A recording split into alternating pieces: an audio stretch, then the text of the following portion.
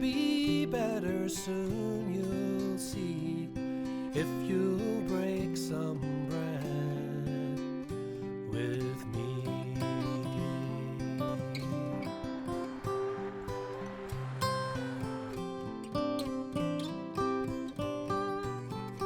When our two worlds collide, it's so easy to take sides, so we're trying to find. Eamon and I would talk a lot, about over the years, like we would talk about this thing which we were both engaged in, being beside people, being at the shoulders of people who wanted to tell, or who felt it necessary to tell their story, to take it from the inside to the outside, who were a bit afraid of what might happen if they started to speak, who were a bit afraid that maybe, and I found this very often in people who tell their story, that their story will be used against them in some way. If I release this, it will come back and to haunt me. There's all of that. We would talk a lot about it, about the morality of it and how to go about it, and and also, did it matter a damn? Even if you went about it as well as you could and you were beside people and not trying to get in their way and all of that, if you were trying to put something at their feet rather than to take away wee bits of people and call it yours, if you were to put something at the feet of people, even if you did it right, would it do any good? And we used to, talk to each other about things that other people had said about this, like Martin Luther King and people we admired. But one of the things that however bad things were in the north, we were both flummoxed by, and this was before I started working there, the Middle East. In the name of God, what can be done? What's. And so for years then, for a period of 10 years, I was working very closely with young people in their 20s. And as you probably know, when you come out of the Israeli army, you can be called up then, and you will be called up for another 5 years in the reserve, and you could be called up at any time. So there's it's hard to know what to do and what to say. And I discovered working with people from the Middle East, however focused we were on our own situation, it's nothing like the degree of focus that people are. It's like, they're, I don't know, it's like there's a suspension in them, and any bit of news sends it thrumming, it just goes like that. In a negative? This is the news, it goes through everybody, and everybody tracks the news with the absolute scrupulousness of a stethoscope. Everybody knows the news. Everybody knows the latest thing. This is even before, October 2023. But anyway, we were both struck by something that Salman Rushdie said. And he said that, there is no poem, or there's no song, or there's no play that's going to stop a bullet or stop a bomb going off. But what you can do as a singer of songs and a writer of poems and a teller of stories, you can call out, sing out the truth, and you can call out the liars. And this is the thing that's always struck me, how important it is for very, very powerful people and very, very powerful countries and very, very powerful armies to appear to be telling the truth. You'd think it doesn't matter. Like if they're going to go mad, why? But they seem, especially in the Western world, to be concerned not to be the body. So it is sometimes very difficult to know how to respond as a writer. But here's a wee response of mine anyway, which is very simply about the killing of children in any conflict anywhere. But having said that, I've been saying it to you because Eamon really liked it, and because there's a wild lot of children being killed at the minute in Gaza, for example. So this is a wee poem that Eamon liked, and then I'll tell you something later, and then I'll shut up. So this is called Stop. Today I buried my child. Stop. And it was you who murdered my child. Stop. I know that he wasn't the target. Stop. But that doesn't make him any less killed. And you say that these things have context. Stop. I have walked all around the context. Stop. I have tried unfamiliar angles. Stop. And they don't make him any less killed. And you say, what should we do? Tell me. Stop. And I say, don't murder my child. Stop. Walk as far away from that as you can. Stop. Move forward away from that thing. Stop. And you say that you're just like me. Stop. That we feel and we do the same things. Stop. I know what you mean, but we don't. Stop. For today, you don't bury your child. Stop. So.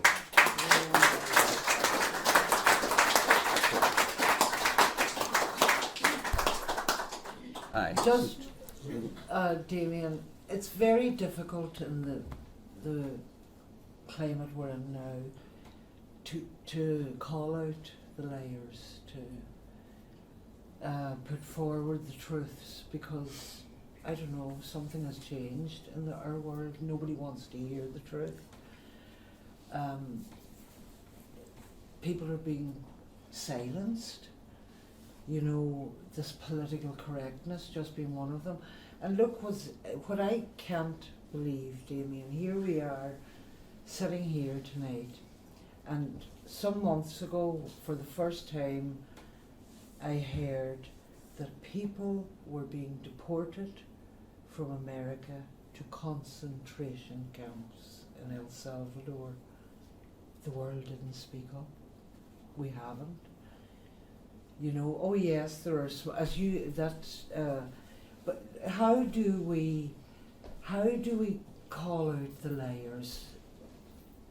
Do you understand what I'm saying? No, of course. Do you?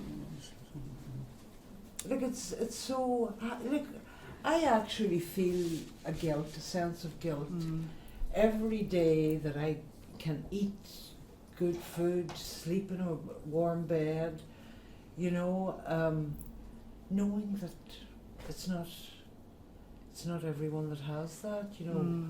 So it's a difficult one to How do you call out the liars? What's your thoughts? How do you call out the liars? Start in your own community and start where you are, I think, and Yeah, work out from there. That would be my take on it. yeah. I think that's what what you're doing. a lot of the work that Damien's been doing, Eamon's been doing, and many others have been doing is starting in the community and starting in small groups and trying to work out, you know, further, have a ripple effect. yeah. It's a very tough question, Breezy, and you know, huge. And the answer, I'm not really sure. Anybody else? Any thoughts? How do you call out? You know, they often say about the abuser, you have to challenge and confront. But I mean, when it comes to what you're speaking of, challenging and confronting, I don't know how that can be done No, it's safely. Safely is the one now, yeah. Safely. What's you your know, thought? Well, I'm from New York, and we've attended many protests because very unhappy about the way things are going Mm-hmm. with the deportations and the building of internment camps in Florida. It's we go to protest whenever we can, but there is certainly a feeling of hopelessness and that frustration that wheels much bigger than us are inexorably rolling along, and we're just a little voice. It's a very tense and scary time. So they're building the internment camps in Florida. Yeah, it's shocking. The truth is an interesting thing, you know. Like my brother, we'll not get into this, by the way, No, I not to know it's trigger for anybody. celebrating you But tonight. no, my brother, who and I have just finished working on my own brother's story. My brother is the person who named the most prolific abusing priest in the history of the Irish Catholic Church, at least the most prolific one that's known about, Malachi Finnegan, and my brother named him because he abused my brother when he was a very small, very young, 11-year-old boy. But it was interesting when Gerard started to speak. and we needn't get into why he started to speak, but he started to speak 40 years later. And in inverted commas, he's an ordinary fellow. He was a painter and decorator. He, it was difficult for him to speak about it, but he felt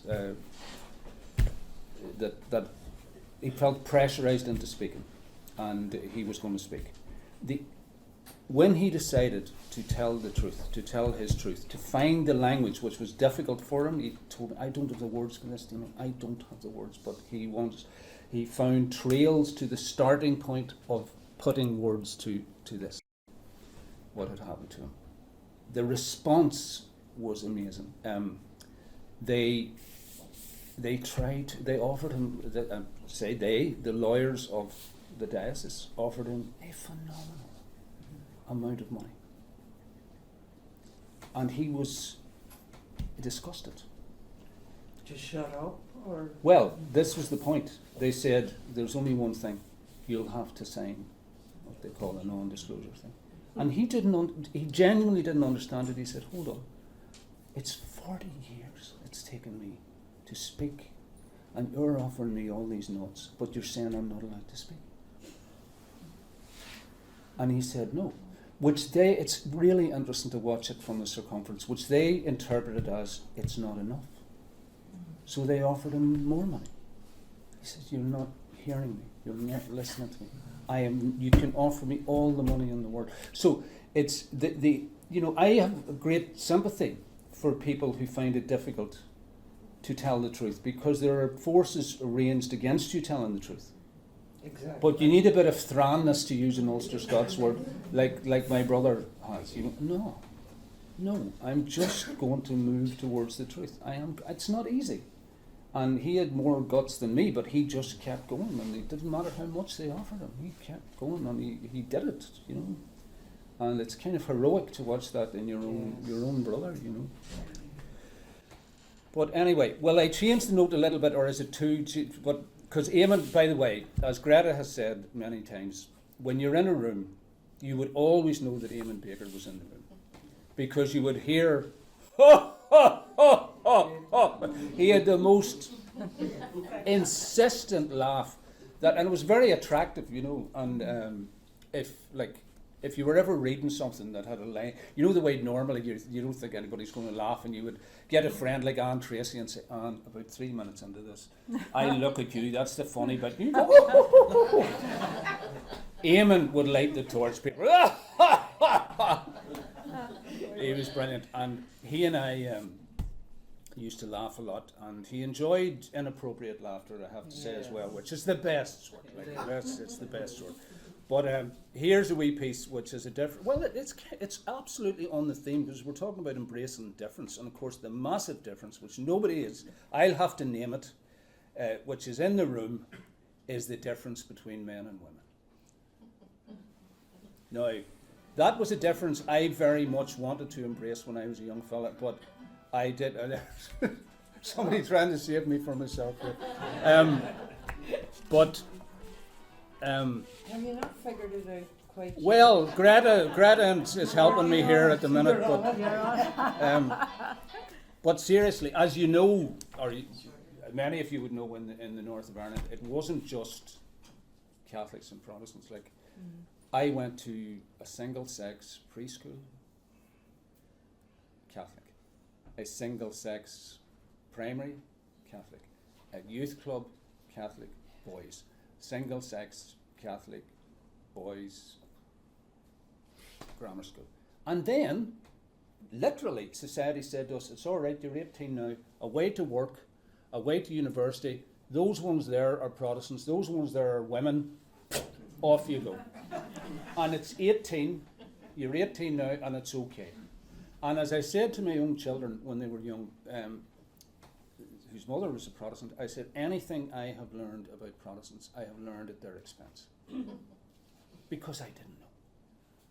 So imagine it, like you're at uni, the first time you're in company with, that contains Protestant people, and somebody says something that's just, as happens in company, you disagree with, or it's a wee bit off, there's something in you says, that's why.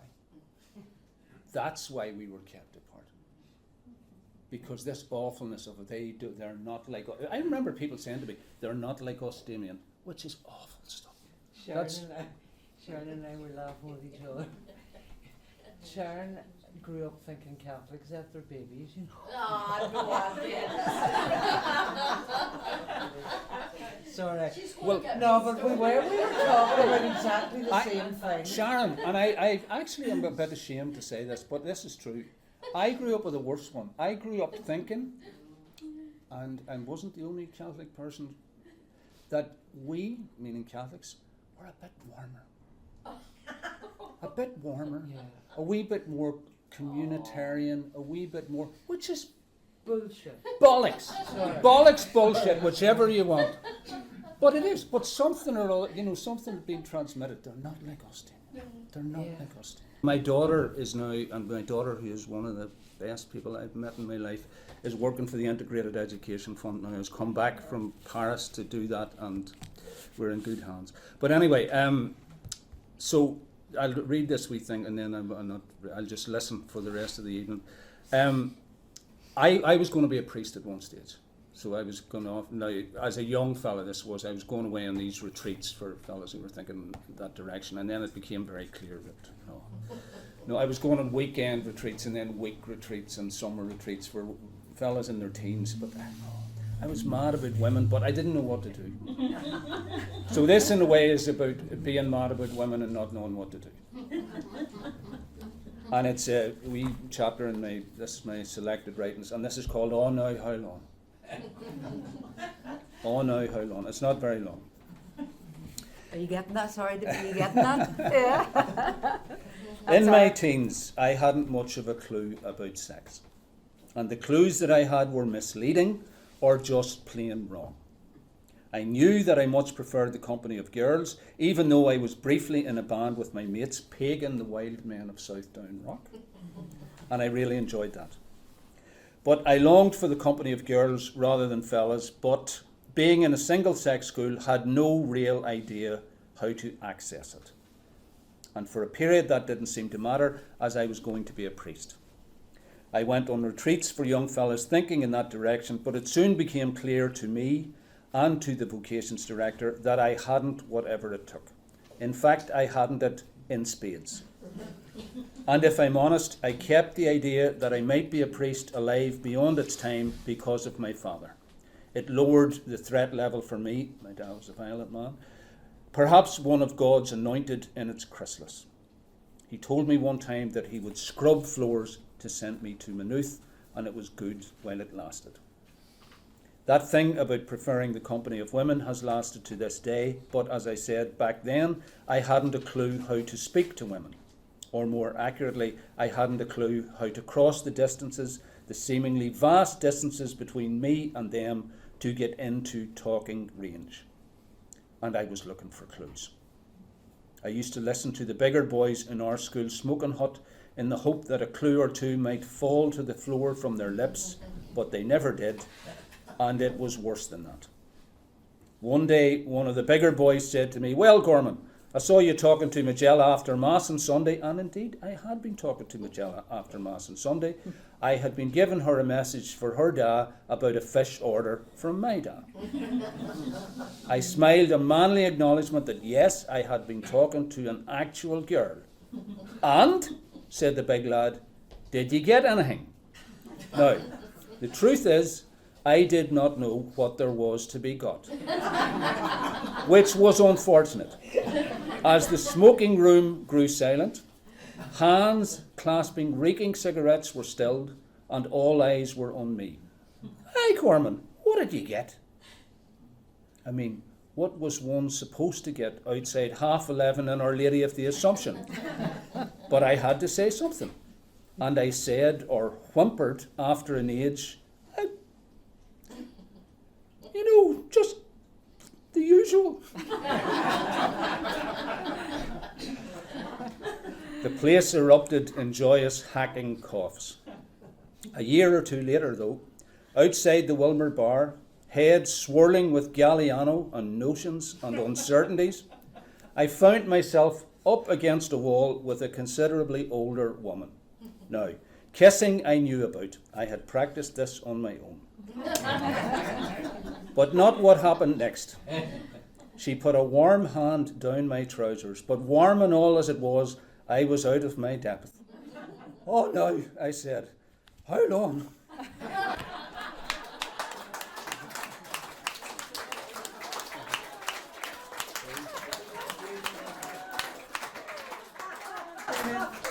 True story. Do you know what I'm, before you sit down again, Damien, Greta, is he still good at the housework? Oh, I didn't know what you were going to ask there. You enjoy housework. You did your thinking. I did. Yeah. Did he ever get the frilly shirt? The orange frilly shirt? Ironing is the only pleasure in my life now. So far into the marriage, ironing's dead. No, this was in a documentary I made ages ago where I was talking about. I do still enjoy ironing. I do. Not well. But the frilly shirt, did you ever get the frilly shirt? No, I mentioned briefly there Pagan, the rock band that I was in. But you see, we were supposed to be doing Thin Lizzy covers and Horselips and stuff like that. But my music was the Detroit Spinners Kind of Motown. and Motown and the Delphonics and people like that. And I wanted you have a very good memory. I wanted a frilly shirt, but it wasn't going to work with Pagan. You know, Pagan's frilly shirts weren't going to work. You But- made your own mark, Damien Gorman. Yeah, But Eamon, we should finish really with talking about Eamon. Eamon's the great thing, and it touches on all we've been talking about embracing difference. And the wee thing I was saying about story, that I found this kind of, I don't know, torque created in people who feel they need to tell their story. 51% wants to tell it, 49% scared. And there's an energy there, there's a torque. But the great thing about Eamon Baker was people felt safe. If I tell you my story, it will not turn round and bite me. Because you're making this somehow, I don't know how he did it, you would know better than me, but he embodied actually this idea that if you decide to tell me, it'll be okay. It'll be okay. And whatever is released, whatever direction it goes, that'll be okay. I don't actually know how he did. You couldn't learn how to do that in a college, but he embodied great that. empathy. Aye. It's tremendous skill. Understanding. And that was why he was, I loved it when I read that in 2019. He was awarded the Honorary doctorate. the honorary doctorate from Ulster University. And back at the Hollywell afterwards, he forever became known as Dr. B. Yeah. So he had a great. He liked the quote from the poet Wendell Berry, and the quote was, "You need to be able to imagine lives that are not yours." And he would have said to me, "Anne, we need to be able to imagine lives that are not ours." Yeah. So I think that was in my view, the essence of Eamon. Yeah. Trying to understand, give voice, hear people, Resolve. yeah, help them heal a little even. Yeah. That's a great quote. Thank you.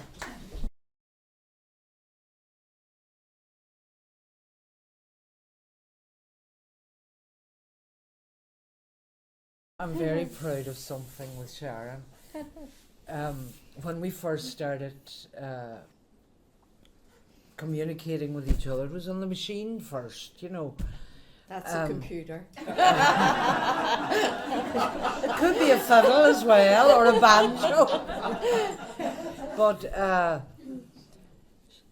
never would Sharon dream of cussing. Never. Well, now I have her. I'm teaching her. You know what I have her doing? No, I have to say it has been a lovely evening, and thank you all for coming. Absolutely. Do you want to add anything to the mix now before we? It's been an absolute honour to be here and to hear you, Damien. Wonderful, as always. And to celebrate Eamon was... Absolutely. I heard lovely things about Eamon tonight. And I just want to say to you, Anne, I have, sat and admired you. I'm sure it hasn't been easy to sit up here in front of an audience so early on in your grief. And thank you for that. Thank you.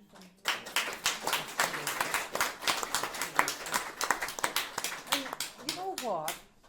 I think if we learned nothing tonight, what we should try and bring with us is to learn to listen. To listen to people. Don't be ahead of them in the conversation. Listen, Eamon Baker, like he really did. I had reason to confide in Eamon, and I'm not ready yet to tell. He could have closed the door in my face, But he didn't. well, so let Eamon Baker be a reference point for us all. Eamon Baker celebrated everybody's differences. Didn't matter if they were jazz singers or country singers or if they were wrestlers or boxers or, Eamon Baker, he celebrated everybody's differences and gave voice to everybody's differences. So I'm absolutely honoured to have known such a man. And on that note, I'm going to finish with "Let there be peace for today and forever. May troubles cease in these fair lands we love. With hope and prayer, days of fear will be ended when our leaders hear us calling. Let there be peace, peace to tend the fields of grain, to watch the sky or sea, to walk in sunshine or in rain, unafraid and free. Peace in our time and for our children's children, when our leaders hear us calling. Let there be peace when our leaders hear us calling. Let there be peace.